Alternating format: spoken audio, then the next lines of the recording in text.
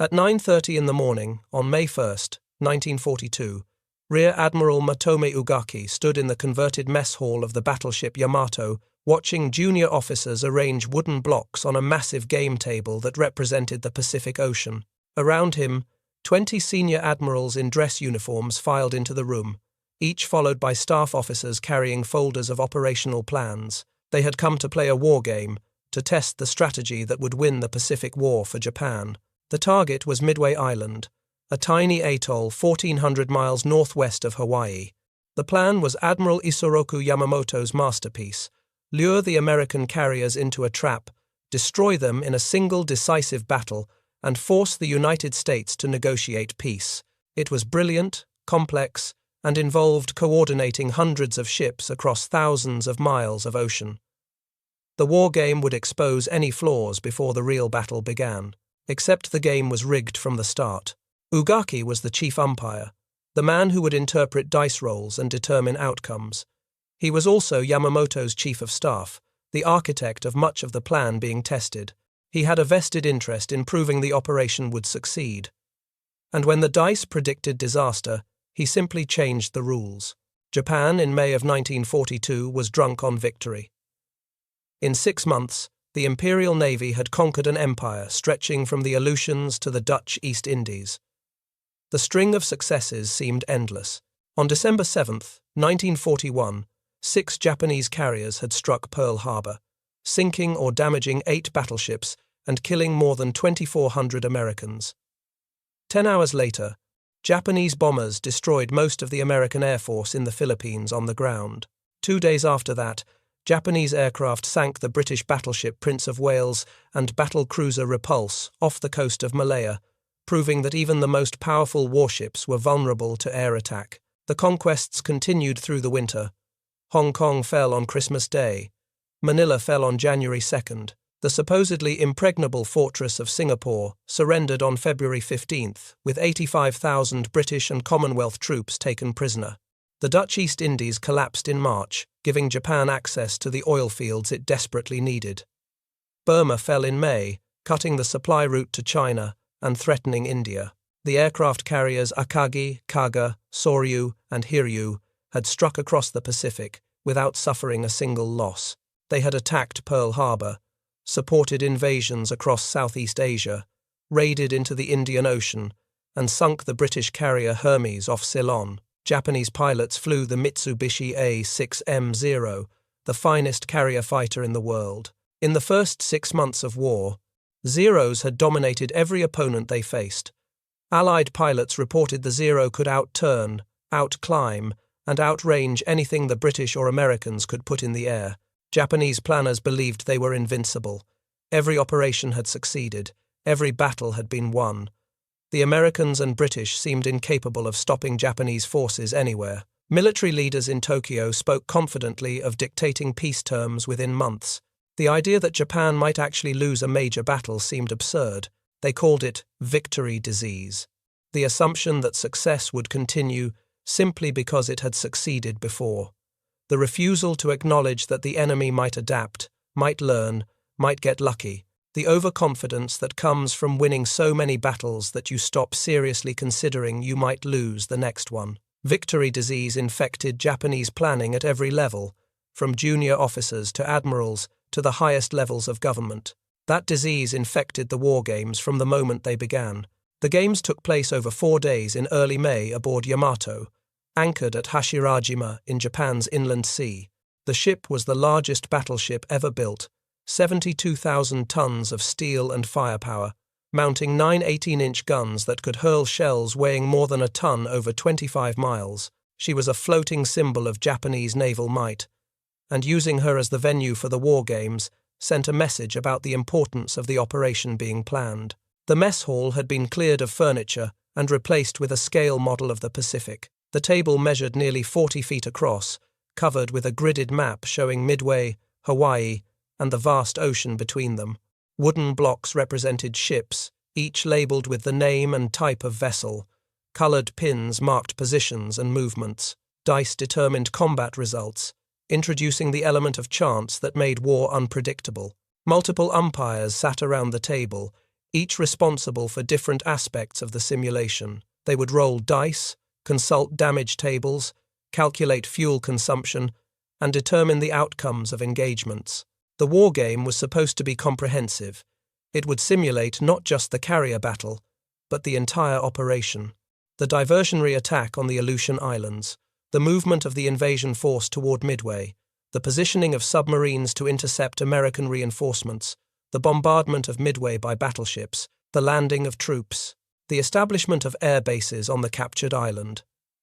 Every phase of the operation would be tested on the game table before a single ship left port. In theory, the purpose was to fight the battle on paper first, to find problems and fix them before real ships and real men faced real combat. Honest wargaming could reveal flaws in timing, expose logistical problems, identify tactical vulnerabilities. A good wargame could save lives by preventing bad plans from being executed. In practice, the games became a formality, a scripted exercise designed to validate a plan that senior officers had already approved.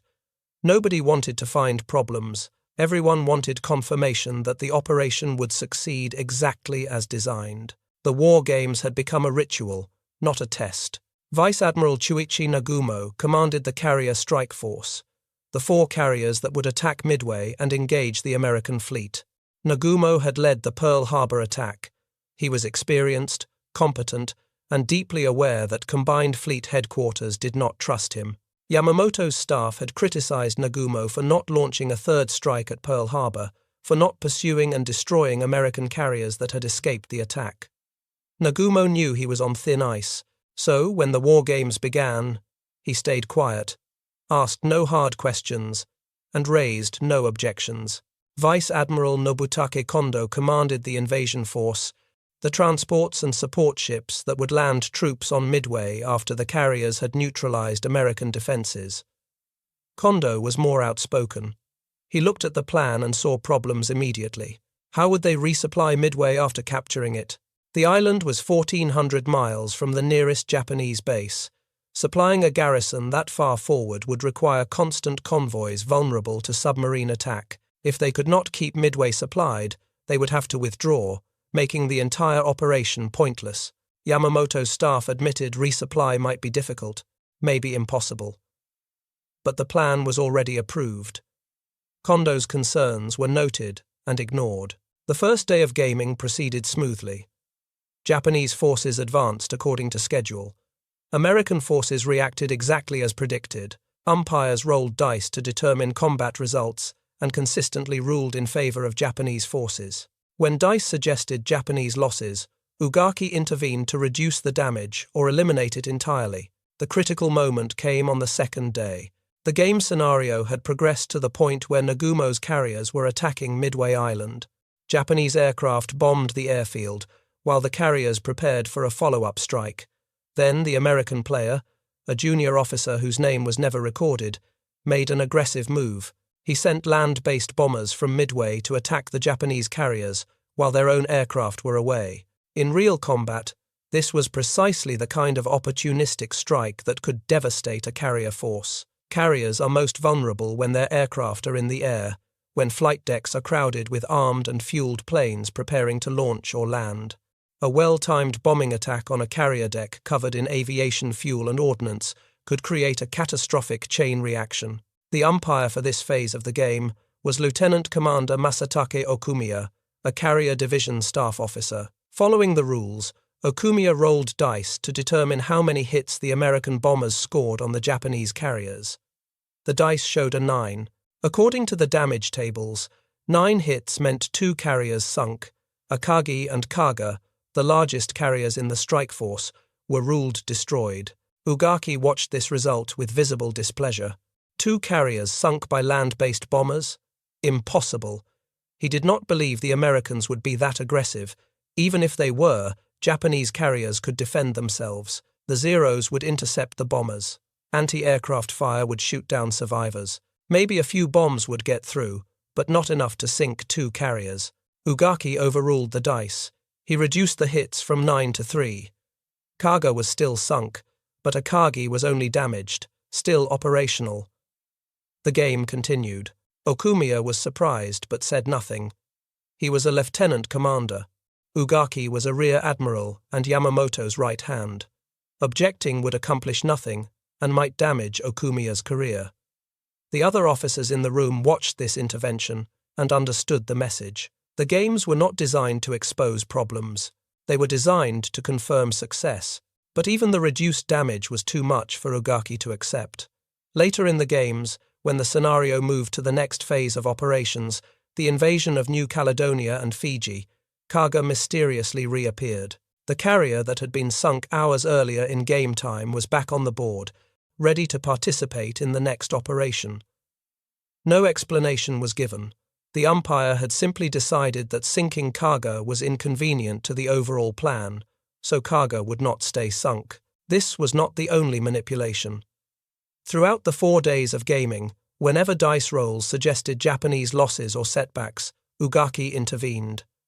Air combat results were adjusted in Japan's favor. American forces behaved in ways that made them easy to defeat. Scenarios that might expose flaws in the plan were ruled unrealistic and rerun until they produced acceptable results. The most revealing manipulation involved American carrier movements. In the actual plan, Yamamoto expected American carriers to sortie from Pearl Harbor after the attack on Midway began, racing to defend the island and walking into the trap Japanese forces had prepared. But in the wargames, the American player tried a different strategy. He sortied carriers early, positioning them near Midway before the Japanese attack began, allowing them to strike first. This was exactly what would happen in the real battle 1 month later. But in the game, Ugaki ruled this scenario impossible.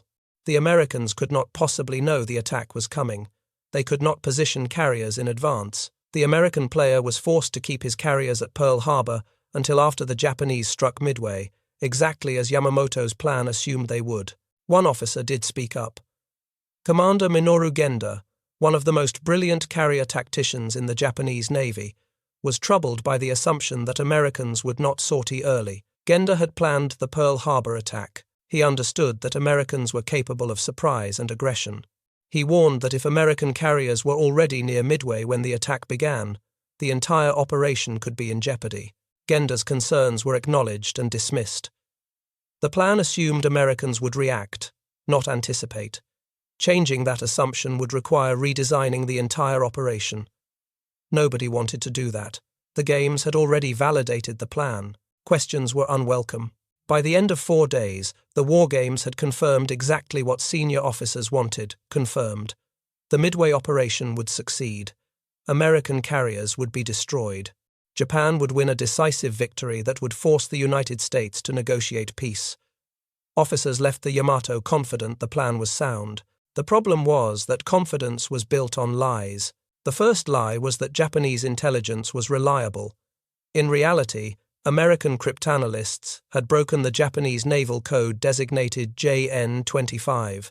Since early 1942, Commander Joseph Rochefort and his team at Station HYPO in Hawaii had been reading fragments of Japanese radio traffic. By April, they knew Japan was planning a major operation against a target code named AF. Rochefort believed AF was Midway, but Washington disagreed. To prove his case, Rochefort devised a simple trick. He had the base at Midway send an unencrypted radio message reporting that their water distillation plant had broken down and the island was running short of fresh water. It was a complete fabrication, but Japanese intelligence intercepted the message and fell for it. 2 days later, on May 22nd, American codebreakers intercepted a Japanese intelligence report stating that AF was short of water. Rochefort had his proof. AF was Midway. The Americans knew where the attack would come and roughly when it would happen. Japan had no idea the Americans were reading their mail. The war games on Yamato proceeded on the assumption that strategic surprise was guaranteed, but surprise was already lost. The fundamental premise of Yamamoto's plan was compromised before the first ship left port. The second lie was about American carrier strength. At the Battle of Coral Sea in early May, Japanese and American carrier forces had fought the first naval battle in history where the opposing ships never sighted each other. All the fighting was done by aircraft. The battle was part of Japan's operation to capture Port Moresby in New Guinea, which would threaten Australia and extend Japanese control over the South Pacific. The battle lasted 2 days. On May 7th, American aircraft sank the light carrier Shoho. On May 8th, both sides launched major strikes. Japanese aircraft damaged the carrier Yorktown and delivered devastating attacks on Lexington. Multiple torpedo and bomb hits set Lexington ablaze. Despite heroic damage control efforts, fires reached the aviation fuel storage, triggering massive explosions. The crew abandoned ship, and Lexington was scuttled by American destroyers. Japan lost the light carrier Shoho and suffered damage to the fleet carrier Shokaku, severe enough to put her out of action for months. Another fleet carrier, Zuikaku, lost so many aircraft and pilots that she could not participate in the Midway operation, even though the ship itself was undamaged.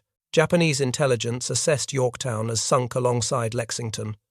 Pilots reported seeing both American carriers burning and dead in the water. The assessment seemed reasonable, but the reality was different.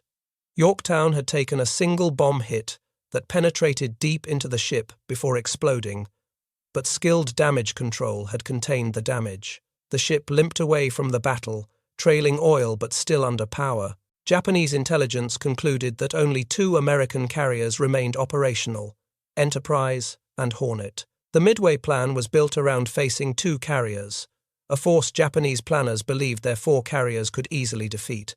The math seemed simple: 4 carriers against 2. Experienced Japanese pilots against inexperienced Americans. Superior Japanese aircraft against inferior American planes. Victory seemed certain. In reality, Yorktown had not sunk. The ship limped back to Pearl Harbor with a massive hole in the flight deck and structural damage that would normally require 3 months in a shipyard to repair. A 551-pound bomb had penetrated through 6 decks before exploding above the forward engine room. The explosion destroyed 6 watertight compartments, killed 66 men, wrecked the elevator machinery, disabled the radar and refrigeration systems, and opened seams along 30 hull frames. Fuel oil leaked into the ocean, leaving a slick that stretched for miles behind the ship. Rear Admiral Aubrey Fitch, who inspected the damage during the voyage back to Hawaii, estimated repairs would take 90 days under normal circumstances. But Admiral Chester Nimitz, commander of the Pacific Fleet, did not have 90 days. Station HYPO had broken the Japanese codes. Rochefort's team knew the Japanese were planning a major operation. They knew the target was Midway. They knew the approximate date of the attack. Nimitz needed every carrier he could put to sea. He could not afford to leave Yorktown in dry dock while the battle was fought. But Admiral Chester Nimitz, commander of the Pacific Fleet, did not have 90 days. He ordered Pearl Harbor's repair crews to do the impossible. When Yorktown arrived on May 27th, 1 day ahead of schedule, Nimitz cut orders voiding safety regulations. Normally, the ship would spend a full day purging aviation fuel from storage tanks before entering dry dock. Nimitz ordered the ship into dry dock, number 1 immediately, with fuel still aboard. More than 1,400 shipyard workers swarmed over Yorktown. They worked around the clock for 72 hours straight, welding steel plates, patching holes, restoring systems. Rolling blackouts across Oahu provided electricity for the massive welding effort. On May 30th, 3 days after entering port, Yorktown put to sea with some repair crews still aboard finishing work as the ship headed for battle. The ship was not fully repaired, but it was operational. Japan would face 3 carriers, not 2. The third lie was about timing. Yamamoto's plan assumed American carriers would not sortie until after the attack on Midway began. The carriers were supposedly at Pearl Harbor, nearly 1,400 miles away.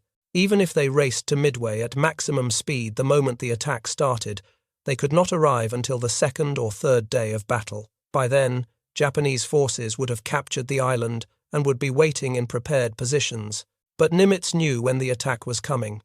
He sent Enterprise, Hornet, and Yorktown to sea days before the Japanese fleet arrived, positioning them northeast of Midway at a predetermined rendezvous point called Point Luck. On the morning of June 4th, when Nagumo's carriers launched their attack on Midway, American carriers were already in position 200 miles away, waiting to strike. The real battle began exactly 1 month after the war games ended. At 0430 on June 4th, 1942, Nagumo launched the first strike against Midway. 36 dive bombers, 36 torpedo bombers, and 36 Zero fighters headed for the island, while the carriers prepared a second wave armed with torpedoes to attack American ships if they appeared. At the same time, Nagumo launched 7 reconnaissance aircraft to search for American forces, but the search was poorly organized. Too few aircraft covering too much ocean, flying in bad weather, taking off late due to mechanical problems. One scout from the cruiser, Tone, was delayed by 30 minutes, a delay that would prove catastrophic. The attack on Midway caused damage but failed to neutralize the island's defenses. The strike leader radioed back that a second attack was necessary.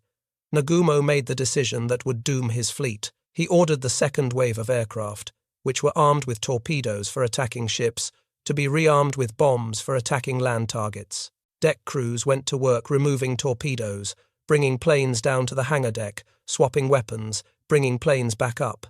It was organized chaos, and it left the carriers vulnerable. At 0728, one of Nagumo's scouts finally reported sighting American ships. The message was vague, giving no indication of whether carriers were present. Nagumo hesitated. Should he continue rearming for a second strike on Midway, or should he prepare to attack American ships? He ordered the rearming to stop, then changed his mind again when a follow-up message confirmed American carriers were present. Now he needed to rearm again, putting torpedoes back on aircraft that had just had bombs loaded. More time lost. More confusion. By mid-morning, Nagumo's flight decks were covered with armed and fueled aircraft, ammunition, and ordnance. Exactly the scenario the war games should have identified as dangerous. Exactly the situation Okumiya's dice roll had predicted. But because Ugaki had dismissed that scenario as unrealistic, no precautions had been taken. American attacks began at 0930. Torpedo bombers from Hornet, Enterprise, and Yorktown pressed home their attacks with suicidal courage. The obsolete Douglas TBD Devastator was slow and poorly armed. The aircraft had a maximum speed of just 115 miles per hour when carrying a torpedo, making it an easy target for the faster, more maneuverable Zeros. Japanese fighters slaughtered them.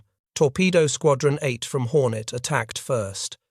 15 Devastators, led by Lieutenant Commander John Waldron, flew directly toward the Japanese carriers without fighter escort. Waldron had told his pilots before taking off that if only one aircraft survived to launch its torpedo, the mission would be a success. His prediction was horrifyingly accurate. Zeros swarmed the slow-moving torpedo bombers. One by one, the Devastators were shot down. Some crashed in flames, others broke apart in mid-air.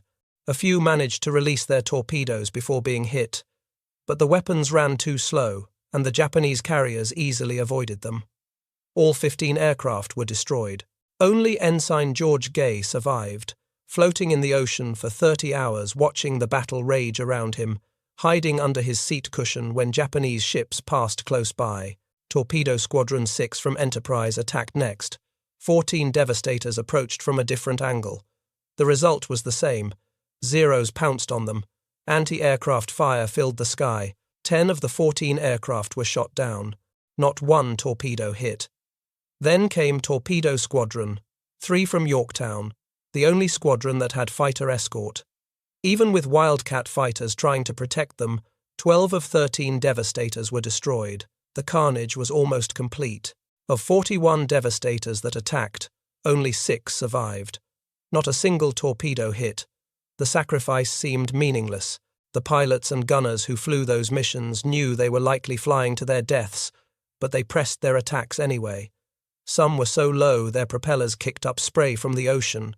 Some were so close to the Japanese carriers that they could see sailors on deck running to battle stations. The torpedoes they carried were obsolete, Mark 13 models that ran too slow, ran too deep, and often failed to explode even when they hit. But the crews attacked anyway, knowing their chances of survival were almost zero, hoping their sacrifice would create an opening for someone else. But the torpedo attacks drew Japanese fighters down to low altitude and scattered the combat air patrol across miles of ocean. The carriers were exposed, and high above, invisible to Japanese lookouts focused on the torpedo bombers below, dive bombers from Enterprise and Yorktown were beginning their attack runs. Lieutenant Commander Wade McCluskey from Enterprise had been searching for the Japanese fleet for over an hour, burning fuel his squadron could not spare. At 10 o'clock, running low on fuel and considering turning back, McCluskey made a critical decision. He spotted the Japanese destroyer Arashi racing northeast to rejoin the fleet after hunting for the American submarine Nautilus. McCluskey followed the destroyer's wake. At 10:22, McCluskey led 37 Douglas SBD Dauntless dive bombers from Enterprise into a nearly vertical dive toward Akagi and Kaga. 2 minutes later, Lieutenant Commander Maxwell Leslie led 17 more Dauntlesses from Yorktown toward Soryu. The Japanese carriers had no warning.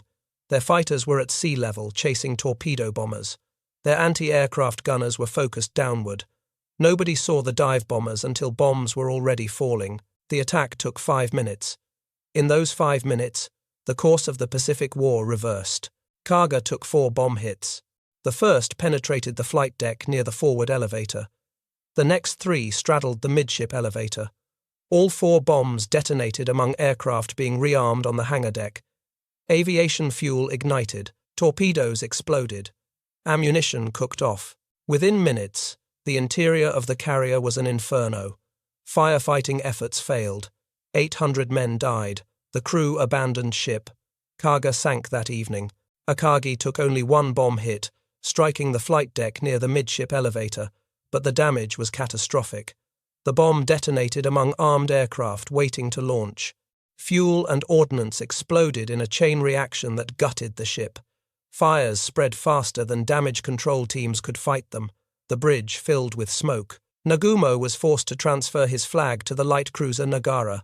Akagi burned through the night and was scuttled the next morning by Japanese destroyers. Soryu took 3 hits in as many minutes.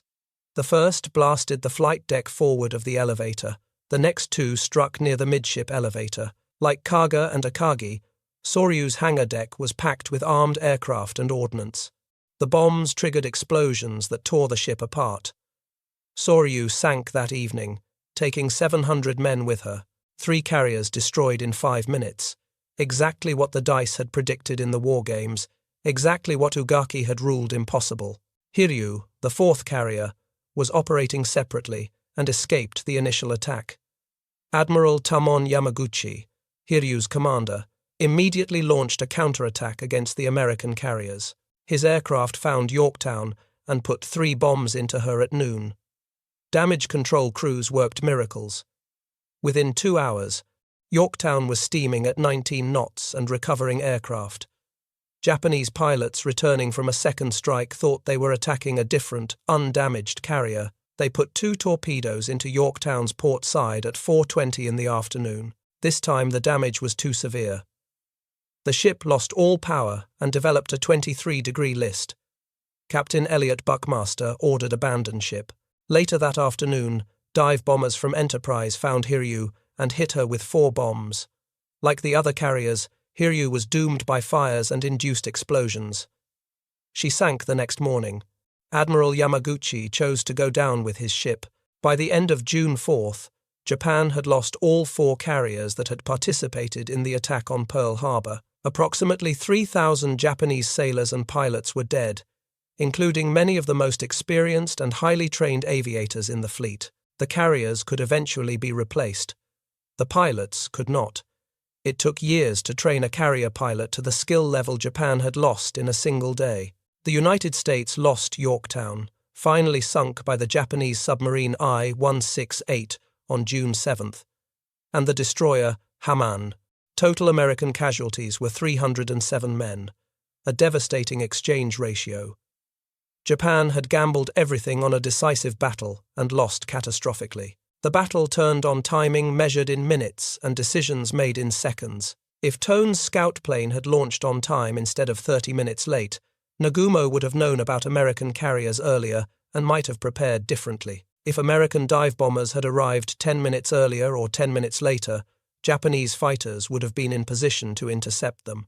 If Nagumo had not changed his mind about rearming his aircraft, his flight decks would not have been covered with explosives when the bombs fell. But the deeper cause of the disaster was the overconfidence built during those 4 days of war games on Yamato. Because Ugaki had overruled the dice, Japanese planners never seriously considered what would happen if carriers were attacked while rearming aircraft.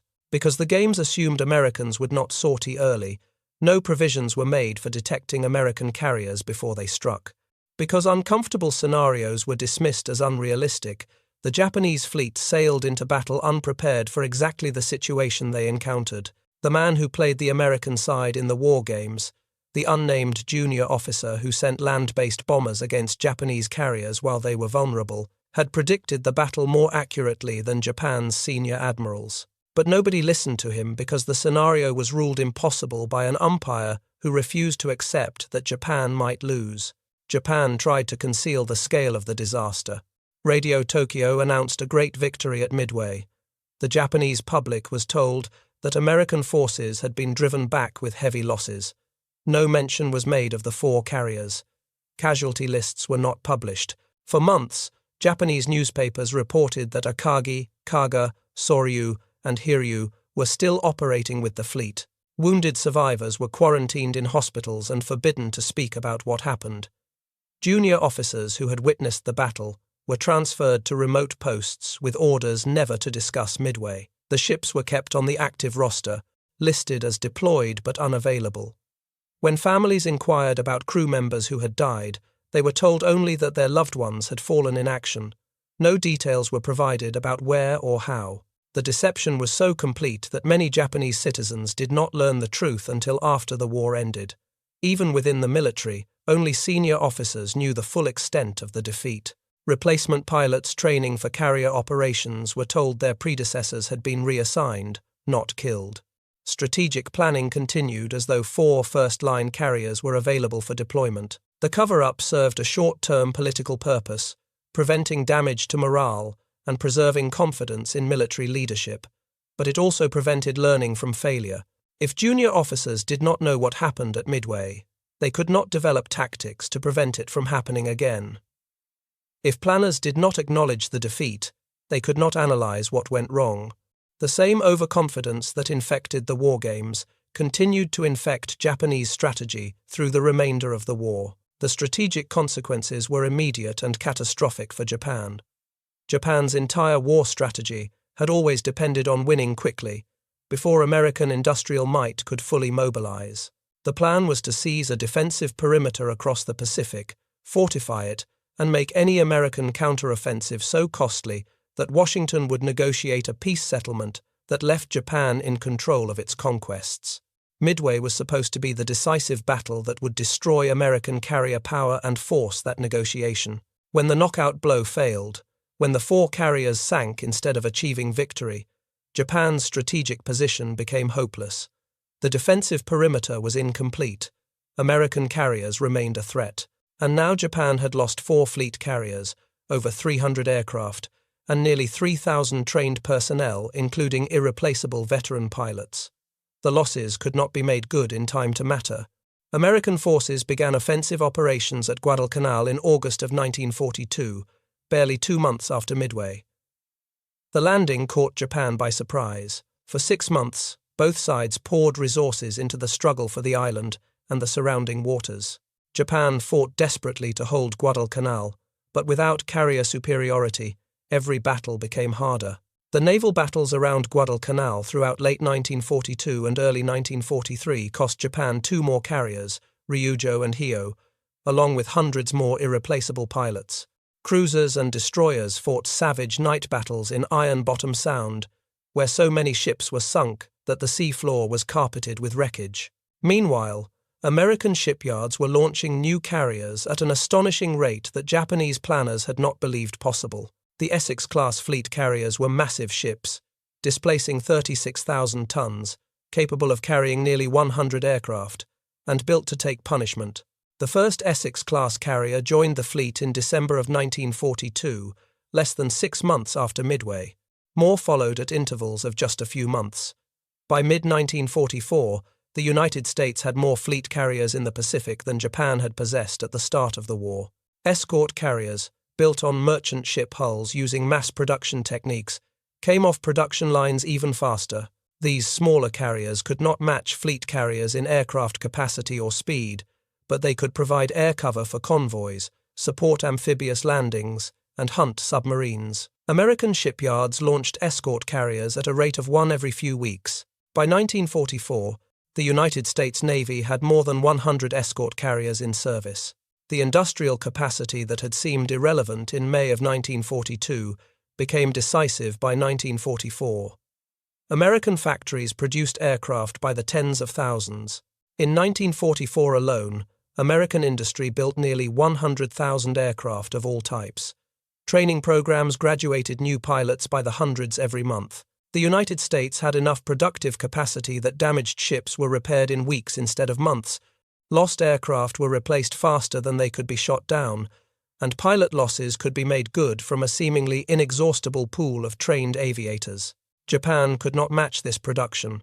The industrial base was smaller, resources were scarcer, shipyards struggled to complete new carriers against competing demands for steel, labor, and resources.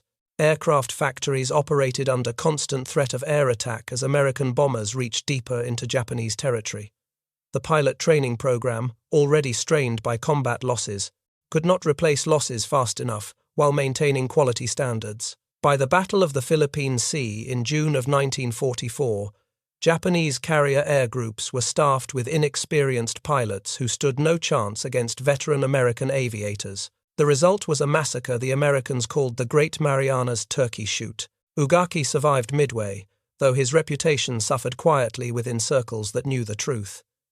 He continued serving as Yamamoto's chief of staff through 1943. In April of 1943, American P-38 fighters, guided by decoded Japanese radio traffic, intercepted and shot down Yamamoto's aircraft over Bougainville. Ugaki was on the same flight but survived the crash with severe injuries. After months of recovery, Ugaki commanded battleship divisions and shore bases. He kept a detailed diary throughout the war. The diary reveals a man conflicted between loyalty to the plan he helped create and growing awareness that the war was lost. He acknowledged mistakes but never fully accepted responsibility for the war games that validated a flawed strategy. On August 15, 1945, Japan surrendered. Emperor Hirohito announced the decision in a radio broadcast heard across the nation. The next day, Ugaki led a final unauthorized kamikaze mission, flying a bomber toward American ships off Okinawa. He died in the attack, one of the last casualties of the war he helped prolong through overconfidence and wishful thinking. The story of the rigged war games remained hidden for years. Japanese military records were destroyed or classified.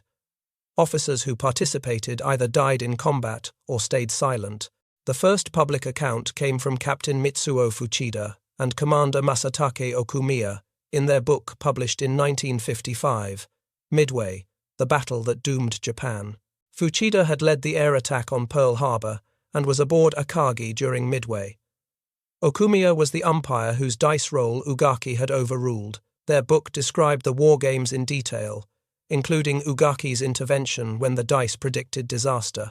The account shocked readers in both Japan and America. Here was evidence that Japan's military leadership had known the plan was flawed but proceeded anyway.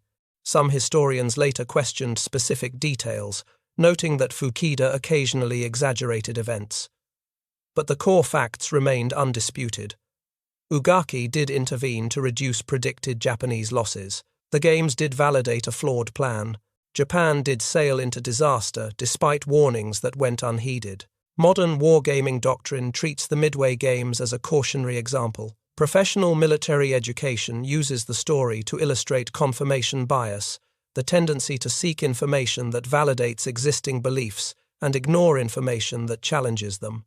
Wargames are supposed to expose problems, not hide them.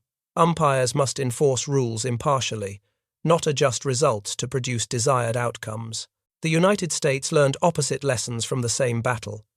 American wargames before Midway had been rigorous and honest, exposing multiple ways operations could fail. When Nimitz planned the defense of Midway, he knew from gaming exercises that carrier battles could turn on tiny margins of timing and position.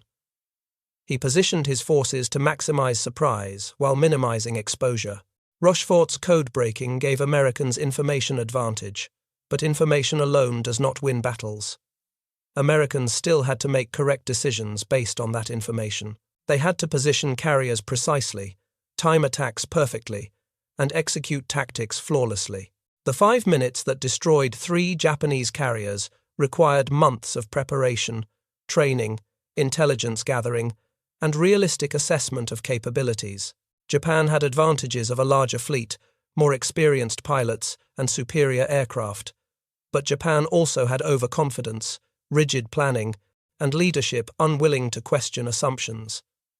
When the dice predicted disaster during the war games, Ugaki changed the dice instead of changing the plan. When reality proved the dice were right, it was too late. The lesson extends beyond military strategy and speaks to fundamental problems in organizational decision-making. Any organization facing complex challenges must honestly assess risks and welcome bad news. The moment an organization starts believing its own propaganda, starts dismissing uncomfortable data because it contradicts desired outcomes, starts punishing messengers who deliver warnings that organization is heading for disaster. Leaders who punish messengers for delivering uncomfortable truths guarantee those truths will be hidden until disaster strikes. In the Japanese military hierarchy of 1942, junior officers knew that questioning senior officers could end careers. Okumiya watched Ugaki overrule the dice and said nothing because speaking up would have accomplished nothing except damaging his own prospects. How many other officers noticed problems but stayed silent for the same reason? How many valid concerns were never raised because the culture discouraged dissent? Tests and simulations that always validate existing plans are worthless. The entire point of testing is to find failure modes before they matter. A test that cannot fail is not a test at all. It is theatre. The Midway War Games were theatre, a performance designed to create the appearance of rigorous planning while actually just confirming what senior officers had already decided. The dice were props. The game table was a stage. And when the props produced the wrong result, they were simply adjusted until they produced the right one. Modern organizations repeat these mistakes constantly. Corporations run marketing tests designed to confirm that new products will succeed. Government agencies conduct studies designed to justify decisions already made. Military commands run exercises designed to validate existing doctrine. In each case, the simulation becomes kabuki theater, not honest assessment. And when reality intervenes, when the product fails or the policy backfires or the doctrine proves wrong, everyone acts surprised. The warning signs are always the same. When challenging questions are discouraged, when devil's advocates are seen as disloyal, when best-case scenarios are treated as most likely outcomes, when pessimistic forecasts are dismissed as negativity, when tests are designed to pass rather than to reveal problems. These are symptoms of the same disease that infected Japanese planning in 1942. If Ugaki had accepted the dice roll, if he had allowed 2 carriers to remain sunk in the war game, Japanese planners might have recognized the vulnerability of carriers rearming aircraft under combat conditions. They might have developed procedures for rapid launch that kept flight decks clear. They might have positioned carriers with more separation, so one attack could not hit multiple ships. They might have improved reconnaissance to detect American carriers earlier. They might have questioned whether the entire operation was worth the risk given the possibility of heavy losses. None of those improvements were made because the war game hid the problem. The plan sailed forward with a fatal flaw that everyone should have seen but nobody acknowledged, because acknowledging it would have required admitting the plan was flawed, which would have required changing the plan, which would have required senior officers to admit they had been wrong. Pride, institutional inertia, and fear of losing face combined to send the Japanese fleet into disaster. Instead, Japan sailed to Midway confident the plan would succeed because a rigged game said it would. The dice had predicted the truth. The admirals rejected the truth. And in 5 minutes, on June 4th, reality proved the dice were right. 4 carriers burned, 3,000 men died. Japan's offensive capability in the Pacific was shattered, all because an umpire looked at an uncomfortable result and decided to change it rather than accept it. Today, the wrecks of Akagi, Kaga, Soryu, and Hiryu rest in more than 17,000 feet of water northwest of Midway. Deep-sea surveys have photographed the carriers where they fell. Akagi lies upright with her bow broken off. Kaga rests inverted. her hull shattered by the explosions that destroyed her. Soryu and Hiryu are scattered across miles of ocean floor. They remain war graves, protected by international agreement, visited only by remotely operated vehicles that document their condition for historical research. The battles fought in those 5 minutes are studied in every naval academy in the world.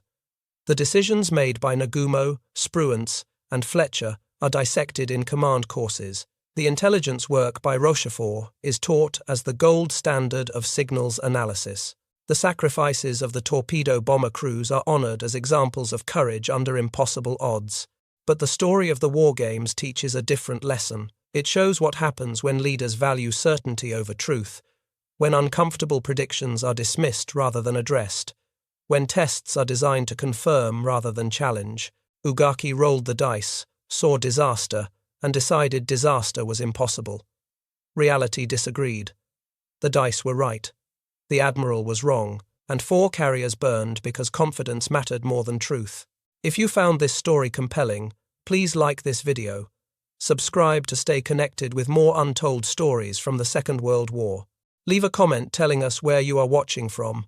Thank you for watching, and thank you for remembering that the most dangerous moment in any plan is when everyone agrees it cannot fail.